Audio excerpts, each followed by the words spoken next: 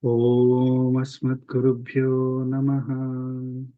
Krishno Rakshatu no Jagatraya Guruhu Krishnam Namasyamyaham Krishne Namarasatravo Vinihataha Krishnaya Tasmai Namaha. Krishnadeva Samuthitam Jagadidam Krishnasya Dasosmiham Krishne Tisthati Sarvametadakilam He Krishna Samrakshamam. Jai Srimanarayana. With blessings of Sri Chinna Swamiji, we are continuing Bhagavad Gita. We are in chapter 7. We finished sloka 3. We will start with sloka 4 today. Fourth sloka. Share my screen. Are you able to see? Yes, sir, we can see it. Yeah. Okay. Please chant. Bhumirapo nalo vayuhu. Bhumirapo nalo vayuhu. Kham mano buddhireva cha. Mano buddhireva cha. Ahankara iti yamme. Ahankara iti yamme. Bhinna prakritirasthada. Bhinna prakritirashtadha. Let's chant together.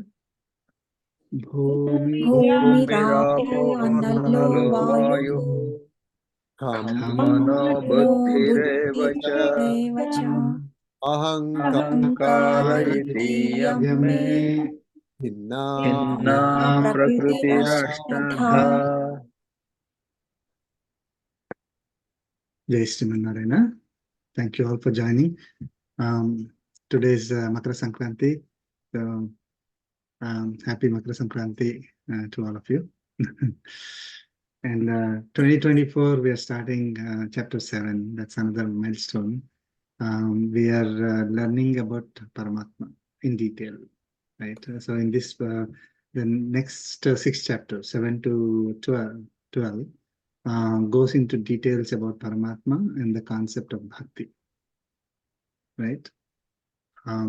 So why do we need to learn about Paramatma?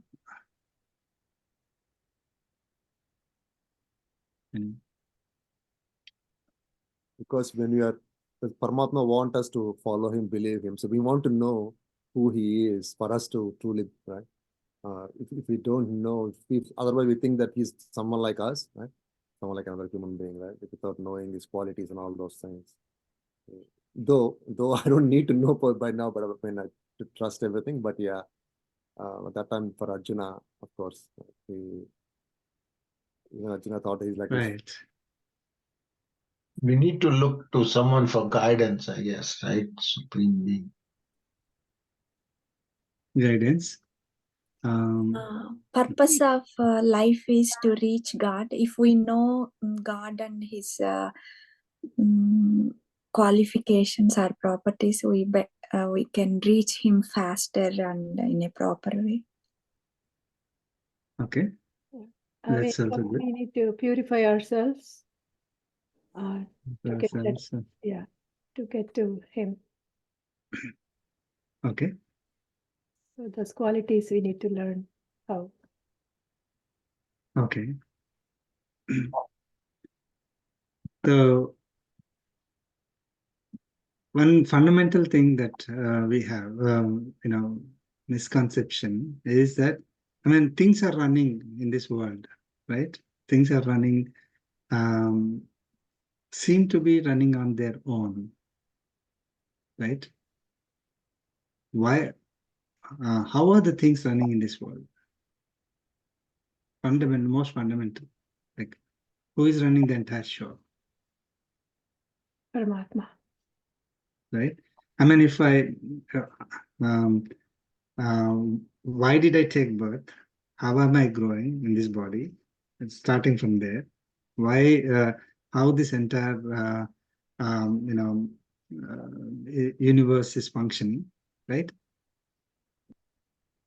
People don't think about those. We think that it is happening automatically, right? So lack of clarity. And yes, people think, oh, if I need to get something in my life, I need to pray to God to get it. To that extent, a lot of people, oh, God is the supreme. He is the one who can give me whatever I want. So let me have whatever desires I have. Let me pray to Paramatma. Let me pray to God, and He is the one who will fulfill those. To that extent, a lot of people know. Okay, but we do not have a clear idea about how is this entire thing created, how is this entire thing functioning, right? None of us, none of the people who are living on this earth made this entire, created this entire, at least things that are on earth, right? You know, so how is this entire thing created? How is it entire thing functioning? We don't know. And so we have just a small misunderstanding mostly about Paramatma. Okay, even if we know that Paramatma exists. So that is why Lord Krishna is clarifying who he is really. Okay, this has nothing to do with religion. This is across the board. You know, it's applicable to the entire humanity, entire creation on this earth, and also in the entire universe. Okay, so just to those who may be listening to this, on YouTube later. So, who is Paramatma? Okay, Lord Krishna is now started saying, Bhumihi apaha analaha vayuhu kham manaha buddhihi. Total 8, right? Bhumihi is earth, apaha is water, analaha is fire, vayuhu is air, kham is a space. So these 5 are the 5 basic elements, panchabhutas we call, right? It is his prakriti only. Okay. So these 5 elements are brought forward by Paramatma only. These 5 elements are the foundation for any creation on this earth. Any physical, any body that you see, any body is fundamentally created out of these 5 elements. Okay. So these are the elements of nature we can call. Okay. So our 5 basic elements, panchabhutas. So different combinations of these 5 will result in different bodies having different properties, right? So what are the qualities associated with these 5 panchabhutas? The qualities are attributes of each of these, again, going into the details. So the qualities of earth, attribute of earth is smell. Okay. Attribute of water is taste. Attribute of fire is the form, color, light, heat. That's a quality or attribute of fire. Air, the attribute of air is touch. It is the one that causes that. And then the attribute of space is sound. Okay, so these 5 are the tanmatras. These are the qualities that are associated with the Panchabhutas. Okay, so Lord Krishna is saying that these 5, and also he continued, Buddhihi manaha ahankaraha. Manaha is manas. Manas, we translate it to mind in English, roughly. And then buddhi is intellect, and ahankaraha is not the ego. It's translated as ego. Okay. So Lord Krishna is not saying that the ego that we have is Paramatma. No. So ahankaraha is the identity, the one that causes us the identity. Okay.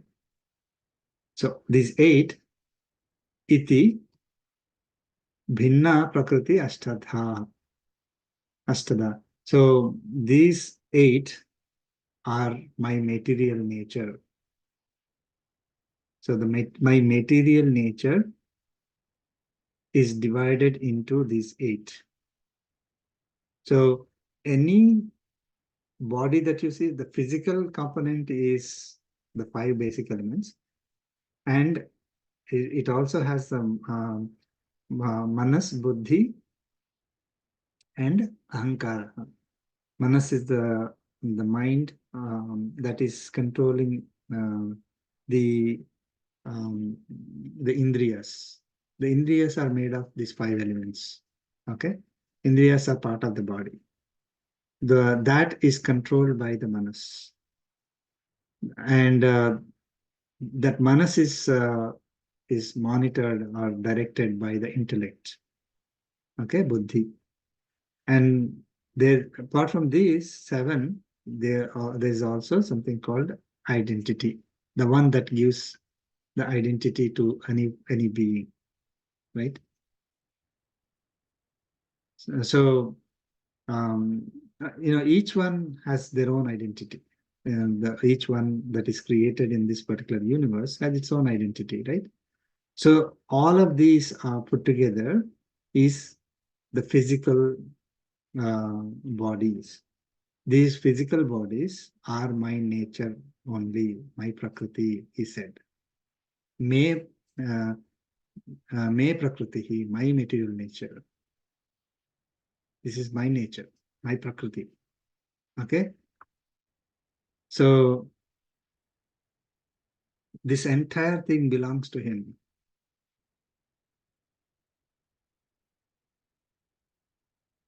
Okay, that's first thing.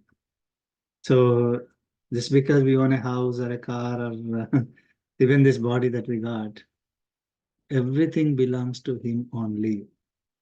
That is, every body is his body. So what happens if you expand it? This entire universe becomes his body, isn't it? Okay. So the ones that we see, the material nature, the manifested are created entities, the bodies that we see are all his body only. Okay. He is the one who is supporting all these. My prakriti means he's the one, this is my body. Let us say, I'm just saying, my body, right? It is supported by me, right? So the physical bodies are supported by Paramatma. Okay. Every physical entity that is sustained in this universe because of Paramatma only. It is created by Paramatma, it is sustained by Paramatma. Now we talked about the qualities or attributes of these 5 basic elements. Now those 5 basic elements, the qualities, attributes of those are also supported by Paramatma. This is very important to understand. Okay, it is not that some let us say fire has an attribute of giving heat. Okay, heat is also supported by Paramatma. It is not that fire is the one that is that is giving heat independently. Fire is supported by Paramatma, and the heat that is an attribute of fire, or the color that is an attribute of fire, is also supported by Paramatma only. So there is nothing that is independent of Paramatma. Okay, everything belongs to him. The physical as well as the at the qualities of those physical bodies, everything belongs to Paramatma. Yeah. I just have a question on that one. The eighth element, ego. So that seems a bit surprising that that is an element of God to ego, right? That's why I'm saying, don't translate it to ego. See, we say, oh, we should not have ego, right? Ego is bad.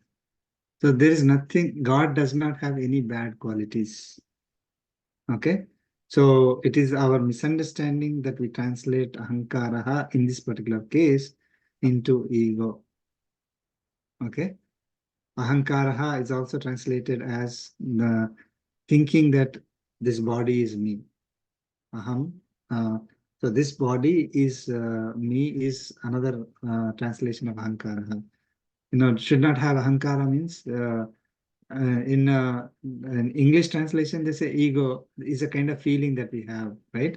But the in Bhagavad Gita, a lot of places wherever ahankara comes, it is the our ignorance that thinking that this body is me.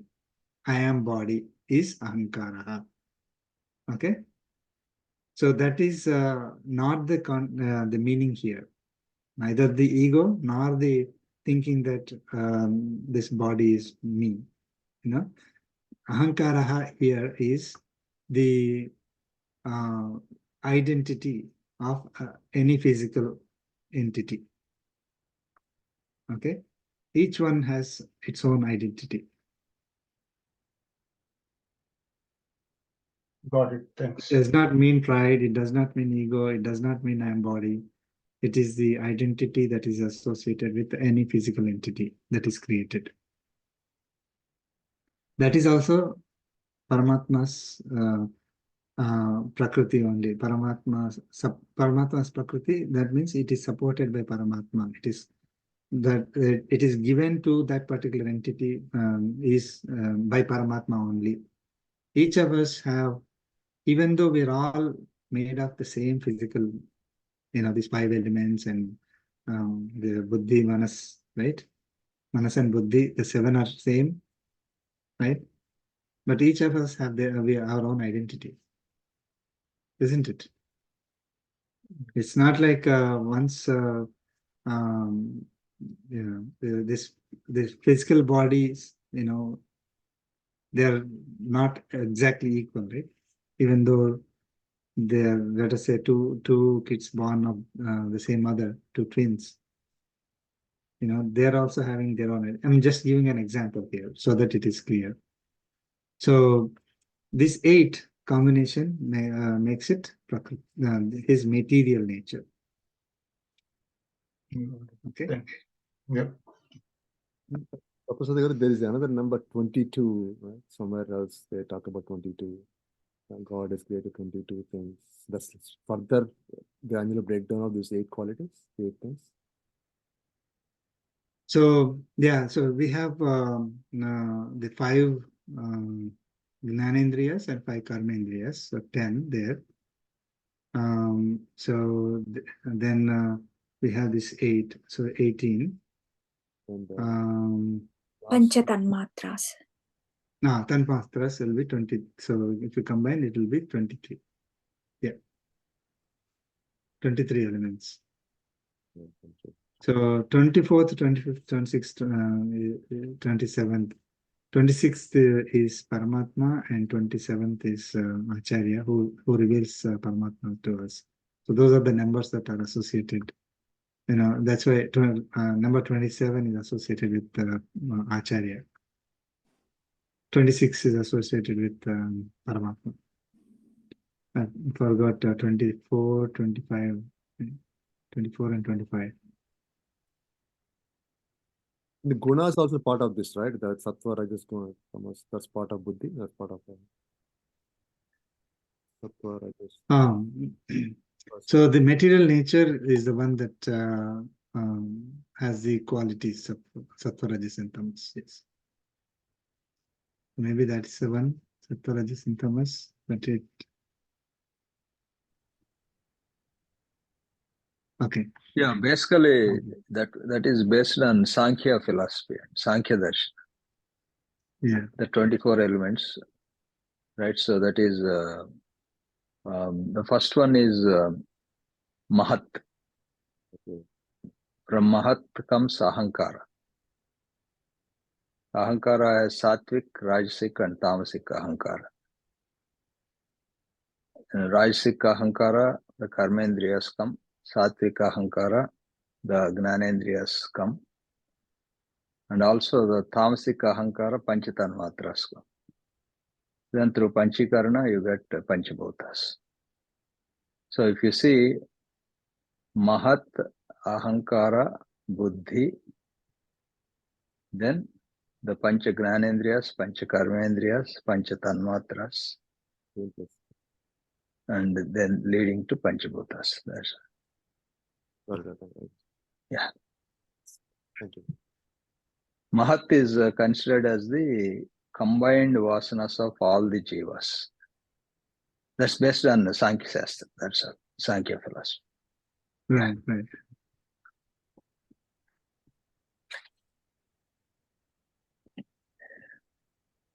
Okay. So this nature of Paramatma, the material nature of Paramatma, is considered as apara prakriti. Okay. Apara prakriti is lower material nature, lower or material nature. Okay.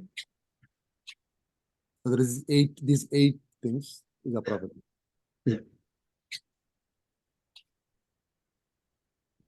Okay. And then para prakriti is consisting of all the jivatmas. Okay, so that is given in the next sloka. Okay, so who is Paramatma? All You know, this. yeah, he's not beyond these things. He's also supporting. He created all these eight. The entire material nature, and he's supporting this material nature. The physical bodies and all the qualities of the physical bodies. Everything is supported by Paramatma only. Okay. But he's not. So, yeah, typical understanding is God is there somewhere, right? And most of you, I know you're already knowledgeable. I'm saying those who are coming new to this particular concept of God think God is somewhere, somewhere else. But God exists in the entire nature. This entire universe is His body. It is created by Him, not it did not come out by itself with its own intelligence, right? There is some intelligence that brought it up. Okay, and this is also His body. It's not like there's intelligence and then body separately, and then that intelligence created all these bodies. No, it's not. It's like if we are creating, let's say, if we are building a house, right? It is different from us. That material, everything is different from us. That material does not belong to us. But in case of Paramatma, it is also His. The material is also His. Right? He is the one who brought it out at the time of creation. He says that. So that is the first distinction that we need to learn. Okay, about Paramatma. Then we'll move on to the next sloka. Varaprasad Garu, I have a Yeah, sure.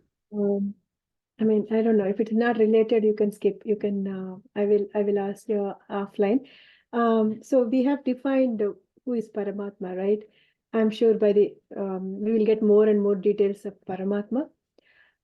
In the previous chapter, we have defined who is a perfect yogi.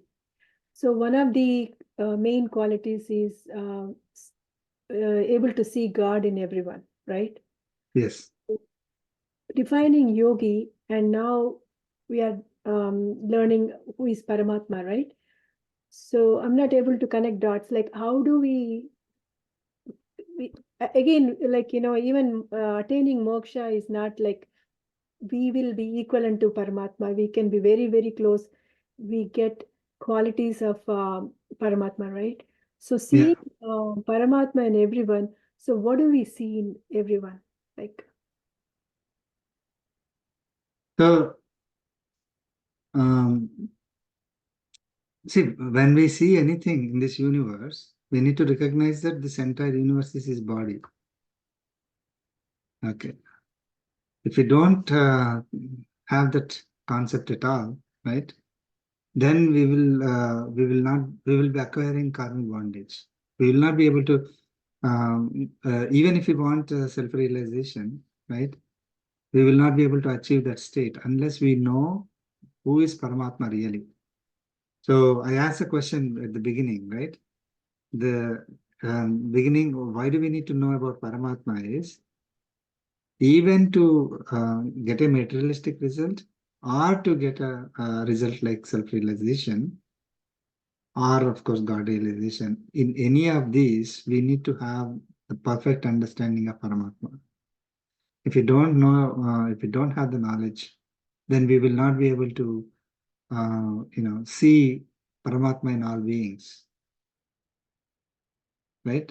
See, as a yogi, one who is interested in self-realization, okay, one who wants to clear the karmic bondage, wants to be purified, right? They need to, that's the principle that is given, right? So you have to see Paramatma in all beings, right? So how do you see that? Will be a question. All the bodies are created by Paramatma. All the bodies are supported by Paramatma. There is Jivatma inside all these bodies. There are Jivatmas inside all these bodies. They are also supported by Paramatma. So when I'm, when I want to serve Paramatma, who do I serve? I don't, if somebody is really suffering in front of me, okay, and I want to serve Paramatma, what would be my choice at that time? Will I throw that person who is suffering in front of me and then say, oh, I need to serve Paramatma, and then, think that Paramatma is sitting on some cloud and then serve him? No, right? You will be taking care of the person in front of you. And you will serve because the Paramatma is represented in that body and is supporting, he is there in that. And then whatever suffering that person is facing, that you want to reduce that suffering, and then you want to serve that person. So when you are serving that person, you would not think that I'm serving a person. You will say, I'm serving Paramatma. So serve all beings as service to God. This our Acharya has given us the that slogan, motto, or principle. So serve, if we serve all beings as service to God, then we will be able to get to the next level, become a perfect yogi. So the question is why? I mean, if I don't know that Paramatma is creating, supporting all the bodies, right? I will not be able to serve. That ego, I mean, that ignorance, it's like acts as a filter. You will see a person only. You will not see Paramatma there. So then you will say, oh, why should I serve this person? I should go and serve Paramatma, thinking that Paramatma is somewhere else. Right? So whatever activity that we do, we are doing it as service to God. That is possible only through recognizing that this entire universe is his body. Everything is supported by him. So if I want to serve him, I should serve through some of the bodies here, right? I'll not be able to serve everybody in this universe. And also, So, basically, sorry. please go ahead. No, please go ahead. Yeah, go ahead. No, I was going to say, what you mean by seeing Paramatma in others, the divinity in others is not to get hung up by the qualities of their body and mind, right? See, normally, let us say, we always say, okay, this person is cruel, this person is bad, good, and etc., which is true. We can't ignore that. But the idea is we also see beyond these qualities, there is the qualities of Paramatma also in that person. It's just that because of his karmic bondage, he is not able to, recognize them. When you recognize that, you don't develop animosity towards that person or hatred or some sort of low opinion, right? We do have to take care of things like, if somebody is hurting and so on, but we don't keep anything here in the heart because the other person is as good as divine.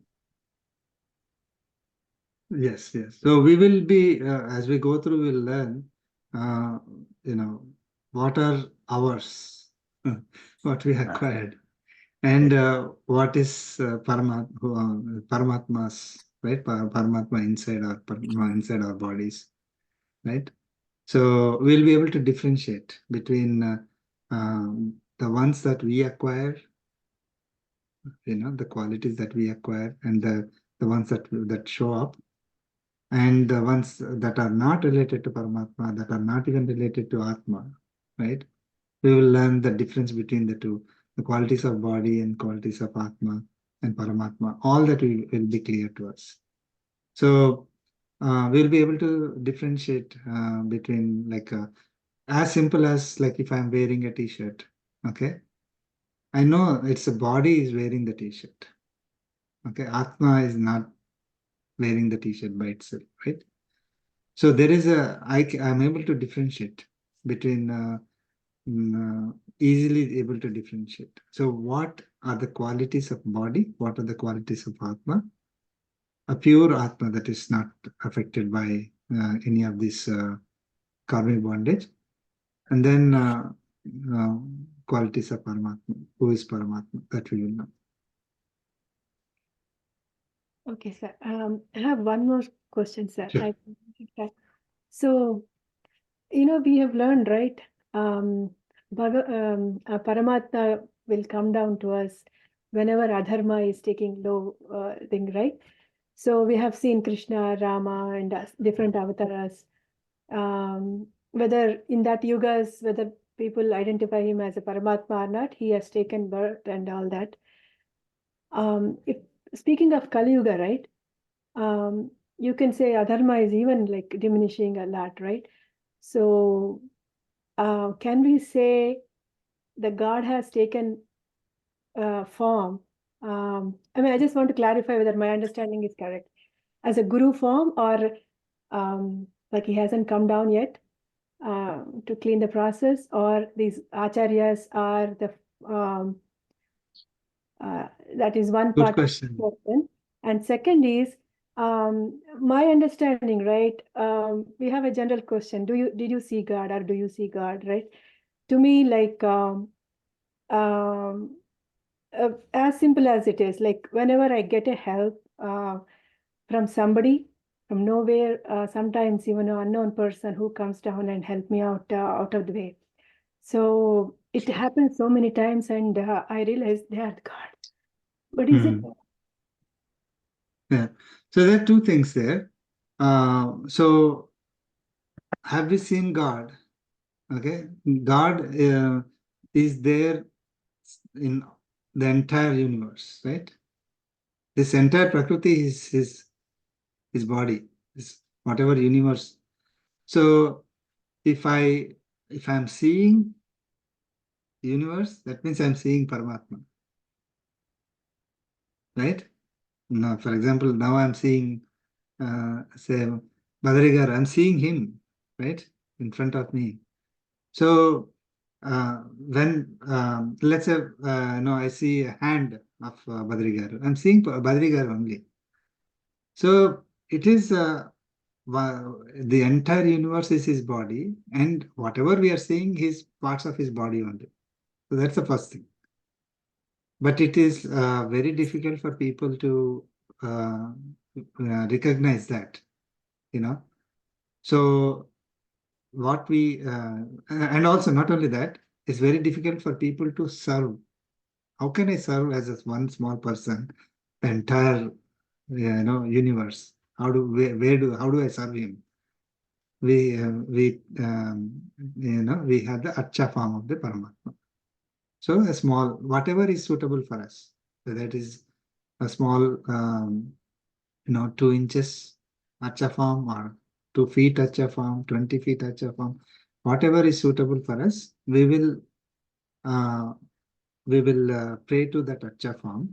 That Acha form is nothing but Paramatma only. It is not Paramatma staying inside a metal body or a stone body like that. It is considered, Acha form is considered as the body of Paramatma only. Okay. Anyway, we'll come to that later. But so have you seen God? There are 2 ways we can see God immediately. It is those who are really enlightened, they are able to, whatever they see, they are seeing Paramatma only. So they don't feel like they don't have a need to go to a particular temple and then only see the God. Otherwise, they'll say, "Oh, I have not seen God. I have not seen God." For a truly enlightened person, this entire universe is God's form. A little bit lower, if I really want, and also if I, even for the enlightened person, if the person has to serve Paramatma in its pure form, right? So then the Archa form that we serve. Okay, because let us say, Paramatma is there in a, let's say, just pick up something like, a dog, for example. And you want to start serving dog, the dog will show its qualities. Or even snake, for example. You want to serve Paramatma. I mean, a real foolish person would be thinking that, oh, there is a God inside the snake, let me serve a snake. Get snake in and put it in our house and then start serving. Will the snake keep quiet? No, right? It will show its quality. It will bite, right? So it is difficult to serve like that. We can recognize Paramatma in all of the bodies. Okay, so we treat them with respect, whatever respect it is needed, depending on the type of body. We do not hurt unnecessarily. We keep them in its place. So that is recognizing Paramatma in all the bodies. But if we want to serve, then we need a form which can accept our services in whatever form we want. A snake will not accept whatever service. I want to give bath to a snake. It can't. We can do it. Just giving example. So Archa form is the form that is easily accessible to us. Beyond these 2, there are the avatars forms, right? Rama and Krishna and other avatars, innumerable forms of avatars, incarnations of Paramatma. So those were very difficult for us to recognize. So maybe there even today somebody is there, but we will not be able to recognize them. So it is so in order to see God, we do not have to go and start seeking, is this person a God, is that person a God, is that person. You don't need to, because we have 2 ways of recognizing God and being in the presence of God always. Okay, one is this entire nature is God himself. So we are in touch with the nature, just enjoy the presence of Paramatma all around us. And when we want to serve, we go and serve in an Archa form. Good. We don't need anybody else. Okay. The avatar form, the incarnation, yes, the whatever form that is, God has taken, will do whatever activities needed to clean and to take care of our dharma, right? So, and promote dharma in this society. So that is there. We don't have to worry. Now, if there are qualities that Paramatma has given. So your point is, if somebody comes and helps you, right, you recognize Paramatma in that person, right? Yes, Paramatma has given the qualities that where he is represented. Okay, we will learn that. That is also a part of this lesson, the part of this chapter. So again, as I said, right, like the material nature is Paramatma, the qualities are also Paramatma. Now the qualities are explained later. So whenever you are experiencing that, you can recognize, oh, this is Paramatma. This is the quality of Paramatma. Now that doesn't mean that that person is God, right? Because every one of us, okay, we are carrying whatever karmic bondage. We are all carrying karmic bondages. We have the sattva, rajas, and tamas guna effects on us. So sometimes we may show or demonstrate those qualities. Doesn't mean that that person becomes God directly, and then start thinking that he's God, right? Very close would be Acharya. Acharya is the one who would show the Paramatma to us. Okay, Acharyas don't consider them as God. They don't. Typically, they don't. If they are really knowledgeable and understand the concept of Bhagavad Gita, they, no matter what, they may have a lot of because of their elevated nature of their Atma, they may be able to do a lot of great things, right? But they never claim they are God. Okay, so they show a lot of, lot of great qualities that are not possible for others. All their, whatever they think will become successful. It may not happen for a lot of other people. They may be able to understand without you speaking any word. They may be able to understand you. Right? There are some certain qualities that they may have, but they never claim. In spite of all that, they will never claim that they are God. They will always promote, whatever is the concept that are given in Bhagavad Gita. Whatever they will explain those, and they will say that okay, Antaryami, God is in Antaryami form. In this entire universe is his body, and if you want to serve God, you go and serve in the Acha form. Thank you, sir. Thank you. Okay, so sloka, next sloka.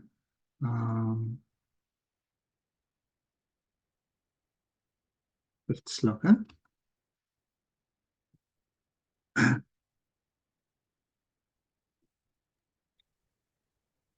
Please stand. Apareyamitastvanyam Apareyamitastvanyam prakritim vidhi me param prakritim vidhi me param jiva bhutam mahabaho jiva bhutam mahabaho ya edam dharyate jagat. Yedam dharyate jagat Listen together. Apareyamitastvanyam prakritim vidhi me param jiva bhutam mahabaho yedam dharyate jagat. Lord Krishna is continuing. In the previous sloka, Lord Krishna talked about the material nature, apara prakriti. Okay. So here he's actually defining that. So apareyam itaha iyam apara. Okay, apara prakriti asti. This material nature is apara. Apara means inferior, lower. Okay. Para is superior. Okay. So this, whatever I explained earlier, is lower nature, my lower nature. Okay. Itaha, tu means part, itaha, compared to this, Anyam jiva bhutam me param prakritim vidhi. Know my other prakriti comprising of jiva bhutas, jivatmas. So, right? Anyam prakritim vidhi jiva bhutam. Right? So there is the jiva bhuta prakriti also. Okay. Now, yaya idam jagat dharyate, by which this entire universe is supported, or entire universe is supported by the jiva bhutas. So Paramatma has two prakritis. One is the material nature, and the second one is the jiva bhutas. Okay. So, like earlier also, God is the supporter of all the Atmas in this universe. Okay. These Atmas are present in the matter in this universe. The matter is supported by these Atmas. So this body, okay, the body, the physical body with mind, buddhi, and ahankara, the 8 elements of my body, is supported by Atma, right? Otherwise, this body won't function. Okay, same case for any body. Okay, now that Atma is also belonging to Paramatma. That Atma is also supported by Paramatma. Okay, so this body has certain qualities. The physical body is supported by Paramatma. The body's qualities are supported by Paramatma. And the body is sustained because of, body is supported by is functioning by the presence of Jivatma. That Jivatma is also his Prakriti only. Okay, that he is calling as Para Prakriti. Okay, so there is other superior Prakriti of mind that is comprising of Jiva Bhutas. Okay,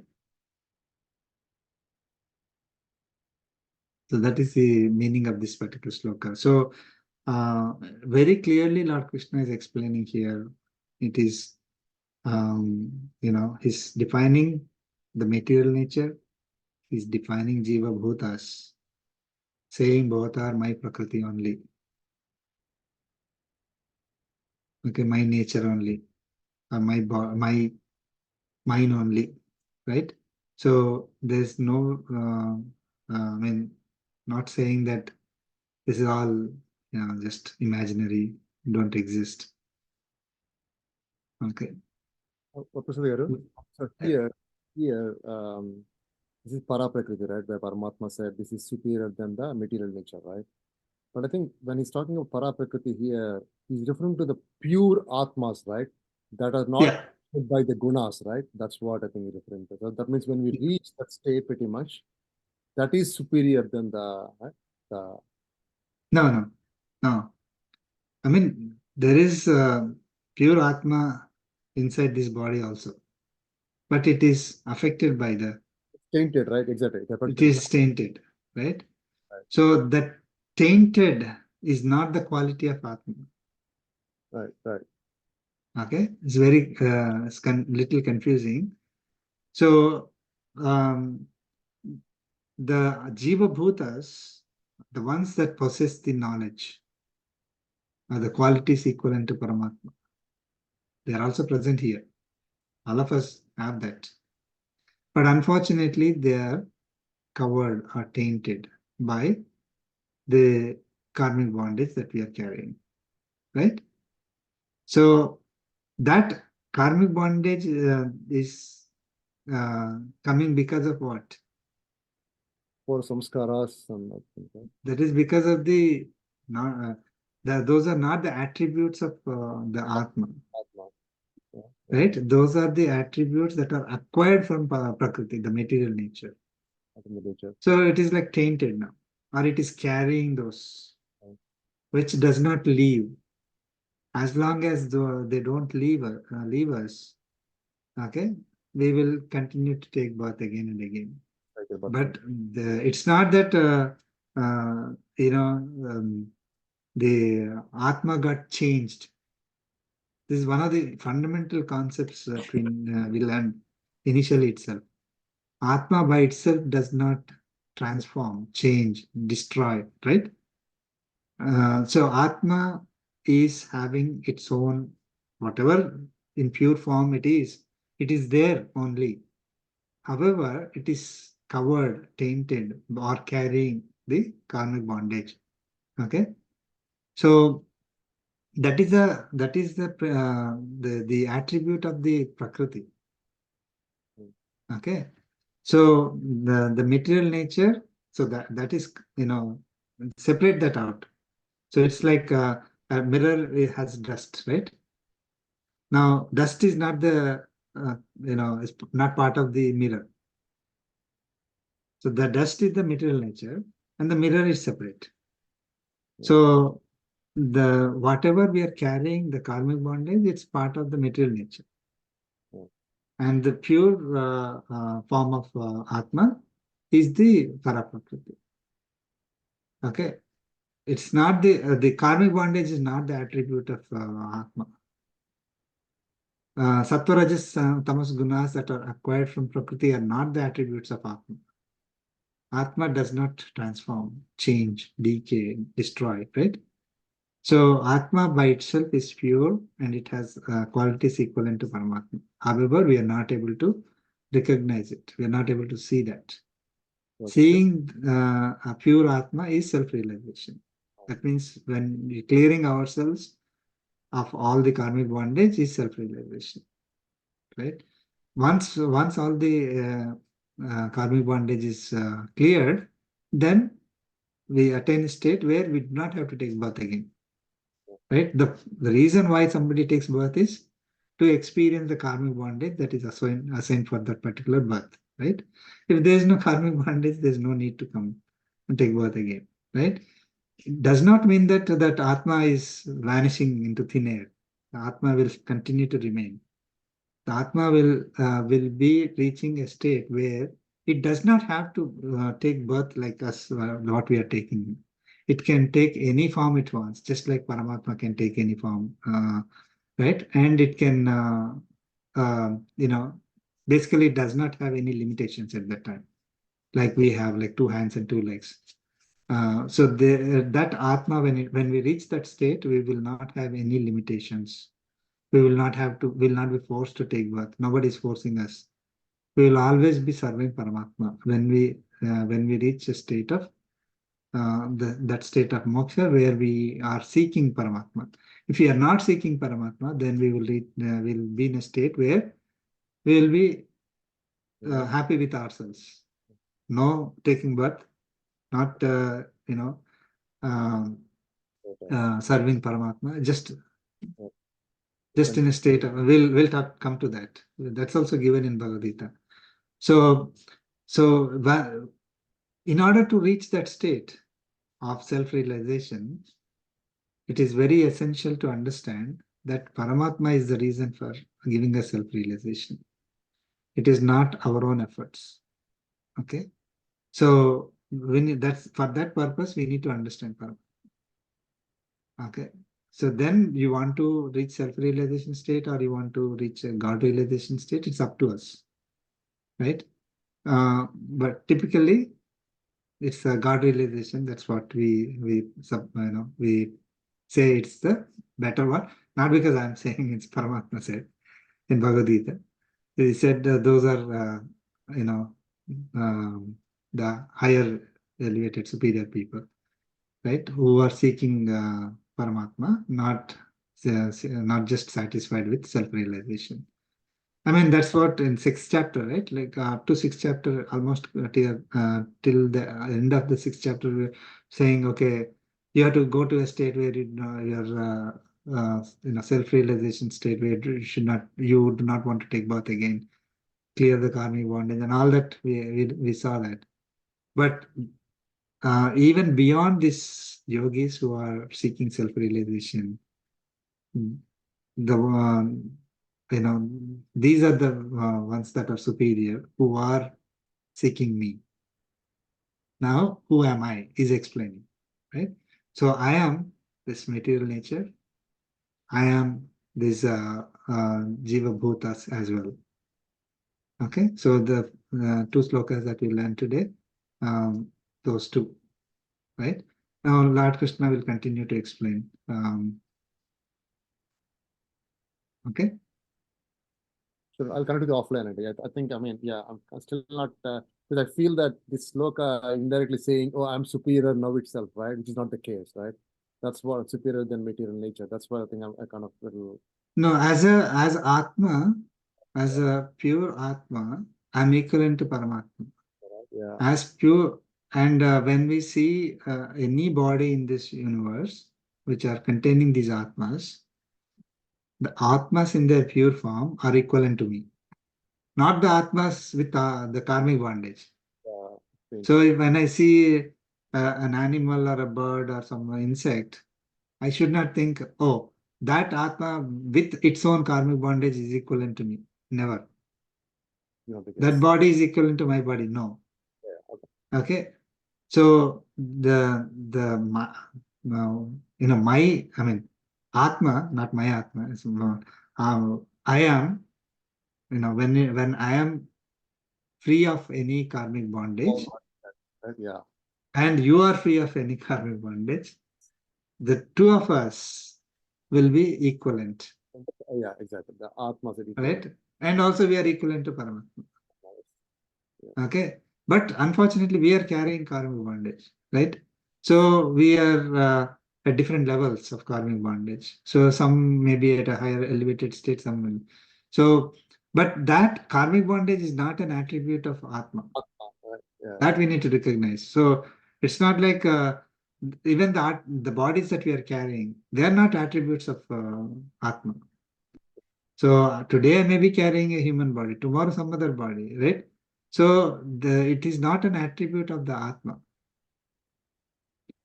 The bodies are given, or the Atmas are placed in a body suitable to experience the karmic bondage that is assigned for particular birth, right? So, and then when it is present in this nature, it is affected by the three gunas of the nature. We will learn all that in future. So, and we have a feeling of independence, right? Paramatma has given us a kind of, okay, I'm placing you in this body. Now, I'm supporting you with all the energy. Now, you decide what you want to do, right? So I can choose a path that is suggested in Bhagavad Gita, or I can choose some other path. That path will also be supported by the same energy, the food I'm eating and the energy I'm getting through the food. I'm not the one who knows how to digest food, right? Again, all those concepts will come. So yes, with that energy, I can either do a good activity or I can do some harmful activity, or I can do an activity as service to God, or I can do the same activity as a materialistic benefit, with the desires, to fulfill the desires. Each one will have its own karmic bondage associated with it. In case if I'm doing it as service to God, no karmic bondage at all, right? Whatever activity that I'm supposed to do because I took birth, if I do that activity, that karmic bondage is gone. It's like, okay, you did the activity, right? You're supposed to do, you did it, but we didn't get anything in return, right? So, but if I do it, if the same activity is done with as a to satisfy my desires for my own pleasures, then I will get another. Yes, you did it. That part is nullified, but because you did it as a out of desire to enjoy, right? For your own pleasure, the pleasures of the body, not as service to God, then we'll get another karmic bondage, no. So that will be carried forward either, in future, whenever. So like that, we are carrying like millions of years. We have been carrying from previous births to up to this birth. In this birth, we have a choice to clear the entire karmic bondage that we have. So by practicing the principles of Bhagavad Gita, in order to clear that, we are able to do the activities as given here, but it's very important to recognize that the actual result of clearing the karmic bondage is given to us by Paramatma only. Right? So it is not like I do the activity, automatically the karmic bondage will be cleared. No. I have the right to do the activity only. Whether karmic bondage is cleared or not is not up to me. It is up to Paramatma only. Again, we are like trying to summarize all the things that we learned in Bhagavad Gita, starting from beginning to the end, right? So some of it may not be clear to others, but if they go through the entire course, maybe it'll be easy. But can we say the consciousness is the Jiva Prakriti that he's talking? Yeah, the Jivatma. So the material nature is not having the knowledge, right? That's why it is lower. It cannot act on its own. Okay, only when it is supported by the Jivatma, then that physical body starts functioning. Okay, now that physical body is supported by Paramatma. The Jivatma is also supported by Paramatma. Without the support of Paramatma, Jivatma cannot stay in that body. Right?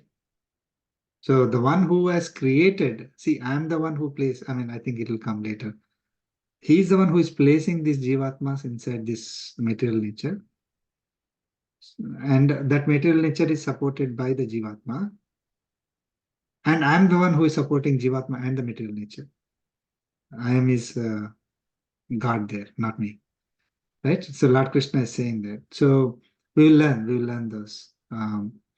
So it is Jivatma is the Jnana part. Okay, roughly translated as knowledge. So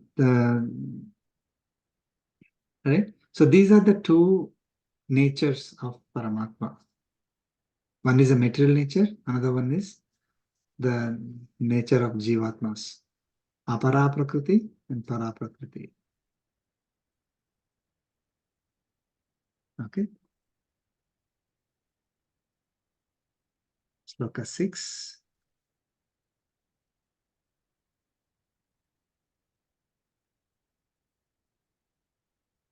Sixth sloka. Please chant. Etadhyonini bhutani.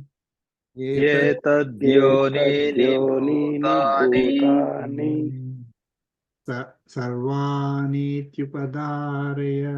सर्वाणीत्युपधारय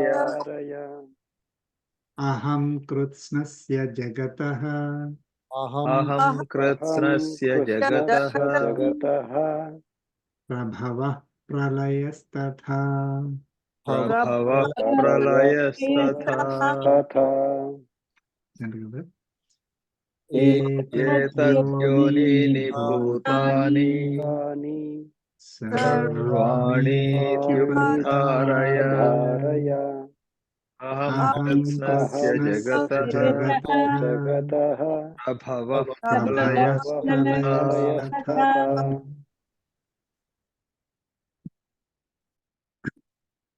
Now, Lord Krishna is continuing to say, Iti upadharaya. Understand that. So is teaching Arjuna, right? Arjuna and all of us. So understand, saying understand. Sarvani bhutani etat yonini. Etat yonini sarvani bhutani. All beings have their birth in these two. Okay. So all beings have their births in these two means all beings are comprised of these two. The material nature and the Jiva Bhuta nature. Okay. And Aham Krusnasya Jagataha Prabhavaha. I am the origin of the whole universe. Krusnasya Jagataha, whole universe. Prabhavaha, origin or creation, creator. Right? So I am the origin of this whole universe. Pralayastadha, pralayaha tadha, and also dissolution. Okay, I am the creator, and I am the one who is dissolving it. I am the origin, and the creator and origin are same, right? And then I'm dissolving it. And while from the beginning, it's not the beginning and end. Let's take one cycle of creation, right? So it started, creation started, creation ending. Between those 2 points, this entire universe is existing, right? That entire universe is existing with the material nature and Jiva Bhutas together. Okay?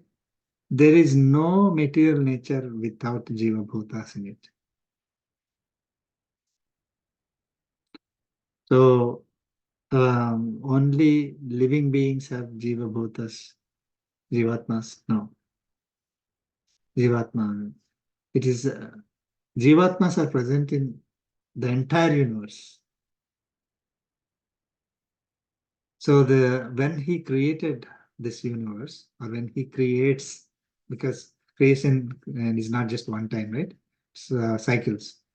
So whenever Paramatma creates this universe, he brings out the material nature, he brings out all the Jivatmas, places the Jivatmas inside the material nature, and they are born. Now, that is what is considered as taking birth, right? Now, and I am the one who is supporting. Paramatma is the one who is supporting the physical bodies and the Jivatmas inside those physical bodies. So it is not like Paramatma says, okay, I'm giving you license to go and take birth. Okay, I don't care what you do. It's up to you, right? You are independent. You do whatever you want. You have whatever you want, you can do. It's not like that. We will not be able to, even a small grass will not move without Paramatma's will, right? So the entire thing is supported by him. Of course, he explains further in next slokas as well. So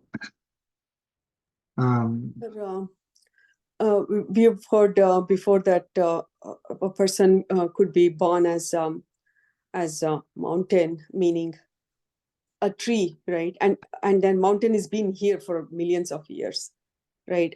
Right. So until the mountain is physically destroyed, right?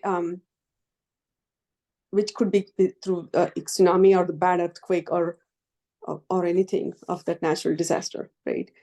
Until then, that mountain, whoever became that mountain, right, will not be picked up by Bhagwan, by Paramatma, because there is again something left, right? Could be like maybe one last human birth where that moksha can be achieved, right, to that mountain. So until the physically, because there is some physical connection, physical properties are there, that's why it's existing, right? Until that physical property is gone, who knows, after 10 million years, right, it will stay, sir. It's like that. Yeah. See, as long as again, this is the concept, right? Now the concept is that that mountain has one primary Atma that is supporting that entire mountain. When the primary Atma leaves, when the mountain gets dissolved, okay, will not be in the same, will not be functioning as that mountain anymore.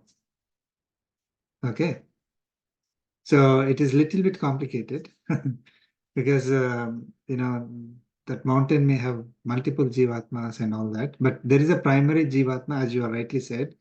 There's a primary jivatma in that mountain, and when that mountain is dissolved, the mountain is not there anymore. That's when the jivatma is placed in another birth. You can also treat it in a different way.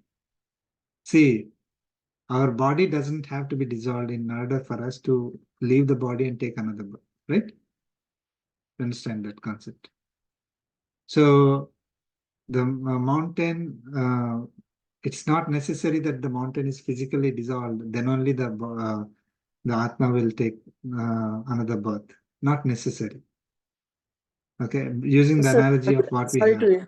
sorry to interrupt, sir. Our body dissolve meaning only if my body is, when it becomes useless, or I leave, or let's say I leave the Atma leaves the body, then my body is burned, right? I mean, this is dissolved, literally, right? No. Not necessary. Okay, let me just clarify a little bit. So the body does not function as it is, right? So a person A has Atma in that body. Let's say that Atma is identity A, right? Right? So as long as that A is present, that body is functioning as its whatever karmic bondage it is supposed to burn, right? It will continue to function, burning that karmic bondage. Those activities it is doing.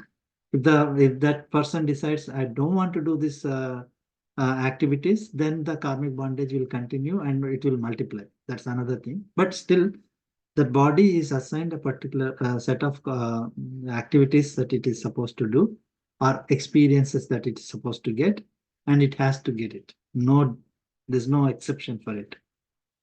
Okay, that is a karmic bondage that is associated. Now, the body may be fully functional, but the Atma can also leave once the karmic bondage is over. Right? Like recently, someone was working in an office and suddenly passed away. Right?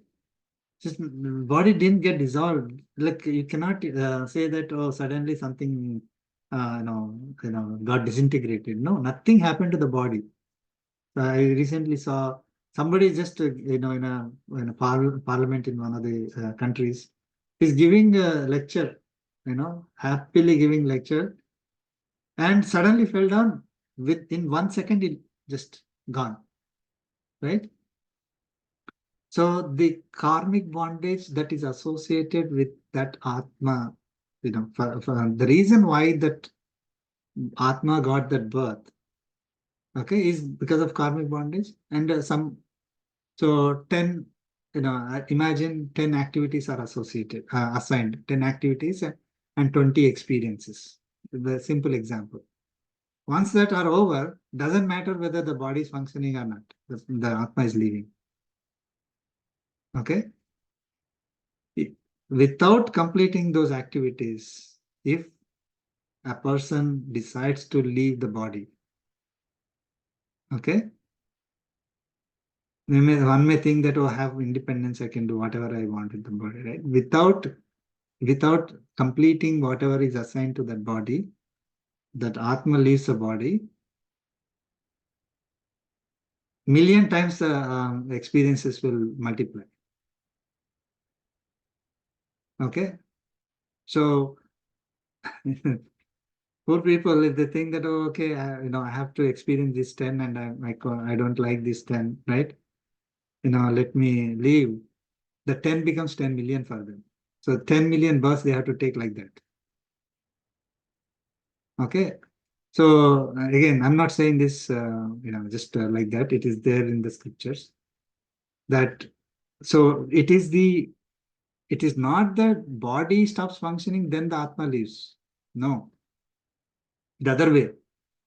It is the karmic bondage that is associated with the Atma for that birth is over, then the Atma leaves. Now the body is still functioning in its individual parts, right? Eyes may function, heart may function, liver may function, that other parts may function. That can be reused. But those that I will not say, hey, I belong to this person, and then when the I goes into some other person, they'll start behaving like the previous person. No. The I by itself, the body, physical body by itself, does not have any knowledge whether it is person A or B or C. You can take from person A and put it in person B, it will think that it is person B only. So the body parts are maybe still usable even when the Atma leaves the body. But one may say that if the body itself is not there, then the Atma cannot function, right? So for some reason, accidents or something happened, suddenly the body disintegrates. Then, the Atma cannot stay in that body, cannot function with a disintegrated body, right? So it will leave. The reasons could be two. One is really, even though it may be an accident or a disease or something, suddenly the Atma leaves the body. It is possible that their karmic bondage is over, and that is the mechanism chosen by Paramatma to leave to say, okay, now Atma, you can go, right? You take another birth. That is one possibility. So then no problem. The purpose is over. The second possibility is the person himself or herself takes a decision to do something to the body. That's when their karmic bondage will be multiplied. The karmic bondage will not go anywhere. Whatever is acquired, whether it is this body or next body or 10 bodies later, it has to be experienced. There is absolutely no way the karmic bondage can be, just like that removed. Karmic bondage is not associated with the body. Karmic bondage is associated with the Atma. Okay. With the body, you are either clearing karmic bondage or acquiring more karmic bondage. Body is an instrument for us. But just because we got a human body, my karmic bondage is doubled or tripled. No. Just because we got some cat body or a dog body, my karmic bondage is different. No. Whatever karmic bondage is there, and to experience that, we get the birth. So it makes sense, sir. Thank you. So in case of a mountain, we don't know whether the primary Atma that is there in the mountain is staying in that mountain or leaving before the mountain by itself is disintegrated, right? Just wanted to clarify that. I mean, again, it's up to Paramatma to do all that. So yeah, you're absolutely right that it appears those inert bodies, and such bodies have a longer life. So we have to do whatever we can to make the best use of human body that we got. Okay, so every other body is again excluding Devata bodies, right? Inferior compared to human bodies. So it is difficult for us to clear our karmic bondage taking any other form of any other form. So we have to make the best use of this human body. So the bodies are supported by Paramatma, Atmas are supported by Paramatma. Atma is Paramatma is the one who is placing the Atma inside the body and, for every birth. right? So there's a birth happening. No, it's not like the universe is created, 4 billion years ago.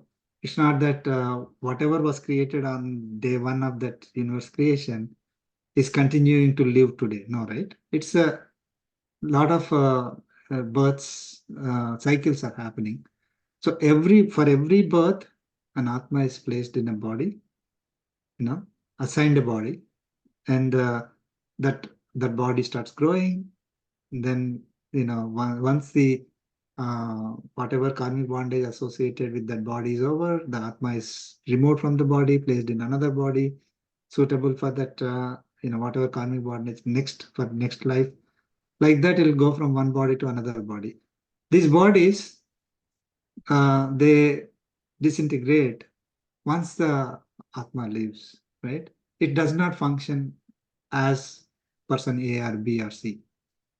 Now, either whatever this it will disintegrate into this 8 individual components. So it's the physical body is having only 5, so it will disintegrate into the 5.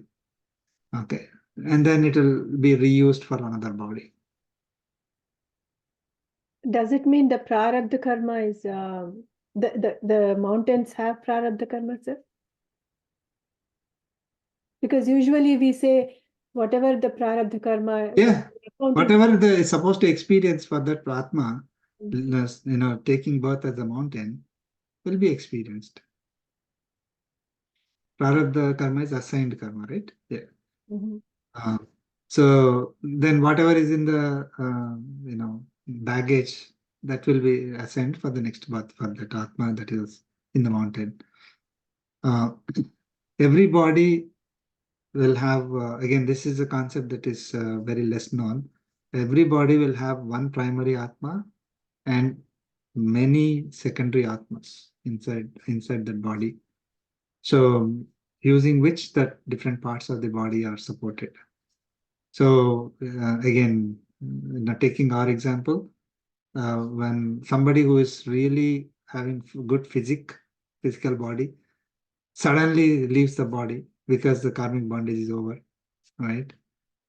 Then whatever parts can be reused are still functioning. It's not that once the primary atma left, the body is useless. No, it's not like that. The secondary atmas will continue to function. So till certain time, because they are like slaves. The master is gone, the second slaves are also cannot function after some time. So they will also leave. So then it will be pure material only, has no functionality anymore. So 3 years ago, exactly today, all my best friends, when they were traveling the bus, Yes. it was an international news, right? So they're all my classmates. They died on the spot. Most of them died on the spot, leaving behind spouse, children, and everybody, right? Young children too. So so are we saying that those girls, if I were there in India, I mean, I could have gone, but I had some other commitment. I would be gone too, right? So are we saying that the karmic bondage for that, the karmic, whatever the assignment was done for their bodies, they were all like only until then, Yeah. right? Okay. Yeah, 100%. Unless somebody takes the action on their own, somebody who is does adventures, right? And then okay, I want to jump from air, of course with parachute and everything, but they start doing that. Then after let's say 100 jumps, the 101, probably the parachute doesn't work, and then they pass away. Now, is the karmic bondage? The question is, the karmic bondage is over, or they took the action which will put them in trouble to leave the body. It's the second one. So again, I mean, without going into all the details, these are the two at a very high level, two things. One is, if someone without their intention, without their willingness to go, suddenly passes away, even though they may be young, they may be old, doesn't matter, then it is their karmic bondage is over for that particular birth. If someone directly or indirectly takes action, which will put them in on the path to self-destruction, then whatever karmic bondage is left will be carried forward, and depending on what they were doing at the time, it could be multiplied. Thank you, sir. Okay. Oh, 9:36. Didn't realize. We completed 6 sloka 6, right? So 3 slokas today. Good discussion. Thank you so much. We'll continue. I mean, this is very enlightening. We know who is God, right? There's a lot of misconception that God is somewhere sitting on the top, directing everybody with his own will, right? Some people he likes, some people he hates, so that's why some people are suffering, and only when they pray to that God, then only their sufferings will be gone. All these concepts we'll know that that's not true, right? So God is present in the entire material. God is also supporting us, the Jivatmas, and giving birth to us, and dissolving. One more thing. The dissolving does not mean destroying. Okay, dissolving is basically splitting them into its own components and reusing them, right? So the matter can never be destroyed. Something that we learned in physics, right? Matter can neither be created nor destroyed as a principle in physics. Is given in Bhagavad Gita. The matter doesn't get destroyed, it only changes form. Even though we may say, oh, that person died and then the body is burnt or buried or something, or it could be not just people, right? It could be animals, entire nature. It is recycled, right? It never gets destroyed. Even if you think that some atom bomb, atom is converted into fire, it is changing the form, never gets destroyed. Now, at the end of creation, I think we studied that in 4th chapter, the end of the cycle of that particular cycle. Then the entire material nature and all the Jivatmas will be taken into Paramatma. Okay. So, and then it is brought back again at the beginning of the next creation. It will come again. So it is not like the material is getting destroyed or he will throw away the material. The material will continue, but in a different form. It changes form based on different bodies, right? So, and it is not created. Even the Jivatmas are not created at the time of creation. Jivatmas don't get destroyed at the end of creation. Okay. Jivatma definitely doesn't get destroyed when something dies. It just only goes from one body to another body. Okay. Thank you. Thank you. We'll conclude with the concluding prayer. Kayena vacha Manasendriyarva Buddhyatmana Vapasate Svabhava Karomi Yajna Sakalam Sakalam Parasmai Parasmai Narayana Samarpayami Sriman Narayana Samarpayami Sarvam Shri Sarvam Shri Krishna Krishna Arpanamastu Om Asmat Om Gurubhyo Asmat Namaha. Gurubhyo Namaha Jai Shri Narayana. Jai Jai Shri Shri Narayana. Narayana. Thank you, everyone. Thank you so much. Thank you.